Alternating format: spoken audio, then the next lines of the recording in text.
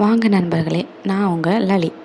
இன்றைக்கி நம்ம சுவையான வெஜிடபிள் பிரியாணி எப்படி செய்யலாங்கிறத பார்க்கலாம்.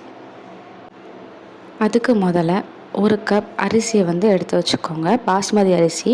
அதை நல்லா கழுவுறதுக்கு தண்ணி ஊற்றி நல்லா கழுவி வச்சுக்கோங்க. அப்புறம் கொஞ்சம் தண்ணி ஊற்றி ஊற வச்சுக்கோங்க. அதுக்கப்புறம் நமக்கு தேவையான காய்கறி பார்க்கலாம். ஒரு பல்லாரி, 4 மிளகாய், 3 தக்காளி, ஒரு உருளைக்கிழங்கு, ஒரு சின்னதாக கேரட், அப்புறம் 6 பீன்ஸ் போல் எடுத்துருக்கிறேன். இதை எல்லாத்தையும் நல்லா நறுக்கி வச்சுக்கோங்க. இது போக நமக்கு பட்டாணியும் கொத்தமல்லியும் தேவைப்படும். அப்புறம் இஞ்சி பூண்டு விழுது அரைக்கிறதுக்காக ஜாரில் இஞ்சி கொஞ்சம் ஆட் பண்ணிக்கோங்க.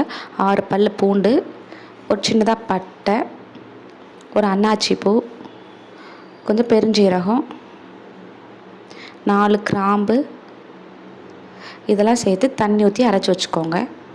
அப்புறம் ஸ்டவ் ஆன் பண்ணிவிட்டு குக்கரை எடுத்து வச்சிடலாம். அப்புறம் குக்கரில் எண்ணெய் சேர்த்துக்கலாம். ஒரு 6 ஸ்பூன் போல் எண்ணெய் தேவைப்படும். எண்ணெய் சூடாகிற கேப்பில் நம்ம வீடியோவுக்கு லைக்கும் சப்ஸ்கிரைபும் பண்ணி வச்சுக்கோங்க. அப்புறம் எண்ணெய் சூடானதுக்கப்புறம் நம்ம வெங்காயம் ஆட் பண்ணிடலாம். வெங்காயத்தை நல்லா வதக்கிக்கோங்க. இந்த மாதிரி பொன்னிறமாக வதங்கணும். வதங்கினதுக்கப்புறம் நம்ம அரைச்சி வச்ச இஞ்சி பூண்டு விழுதை சேர்த்துக்கலாம். இஞ்சி பூண்டு வாசனை போகிற அளவுக்கு அதை வதக்கணும். கொஞ்சம் தண்ணி விட்டு வதக்குங்க, அடி பிடிக்காமல் இருக்கிறதுக்காக. இஞ்சி பூண்டோட வாசனை போனதுக்கப்புறம் நம்ம தக்காளி ஆட் பண்ணிடலாம். தக்காளி ஆட் பண்ணி நல்லா வதக்கி விட்டுக்கோங்க. எல்லாம் நல்லா வதங்கினதுக்கப்புறம் நம்ம காய்கறியை ஆட் பண்ணிடலாம். நம்ம வெட்டி வச்ச காய்கறி, உருளைக்கிழங்கை வெட்டி வச்சோம்ல, அது ஆட் பண்ணிடலாம். அப்புறம் கேரட்டு, பீன்ஸ் ஆட் பண்ணிடலாம். மிளகாய் ஆட் பண்ணிடலாம்.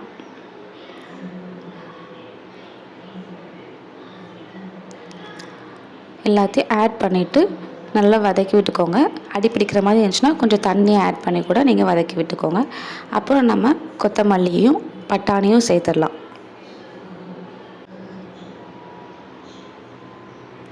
எல்லாத்தையும் சேர்த்து ஒரு தடவை நல்லா கிளறி விட்டுட்டு 1 ஸ்பூன் மஞ்சத்தூளும் 2 ஸ்பூன் மிளகாத்தூளும் ஆட் பண்ணிடலாம். அப்புறம் தேவையான அளவு உப்பு. இதுக்கு ஒரு 2 ஸ்பூன் போல் கல் உப்பு நான் ஆட் பண்ணியிருக்கிறேன். 2 டீஸ்பூன் அளவு எடுத்துருக்கிறேன். அப்புறம் நம்ம ஊற வச்சுருந்தோம்ல, அந்த அரிசியை இதில் சேர்த்துடலாம். ஒரு அரை மணி நேரம் போல் ஊற வைங்க. பாஸ்மதி அரிசி எடுத்திருக்கேன் நான். அதுக்கப்புறம் நமக்கு தேவையான அளவு தண்ணி, அதாவது முங்குற அளவுக்கு தண்ணி ஊற்றி மூடி வச்சிடலாம். மூடி வைக்கிறதுக்கு முன்னாடி லைட்டாக கிளறி மட்டும் விட்டுக்கோங்க. அப்புறம் மூடி வச்சு நம்ம விசில் போட்டு வச்சிடலாம். பாஸ்மதி அரிசியை பொறுத்த வரைக்கும் நம்ம விசில் வர முன்னாடி, ஒரு விசில் வர முன்னாடியே நம்ம ஆஃப் பண்ணிடணும். அப்புறம் ஒரு விசில் வர முன்னாடி ஆஃப் பண்ணி வச்சதை நான் இப்போ உங்களுக்கு திறந்து காமிக்கிறேன்.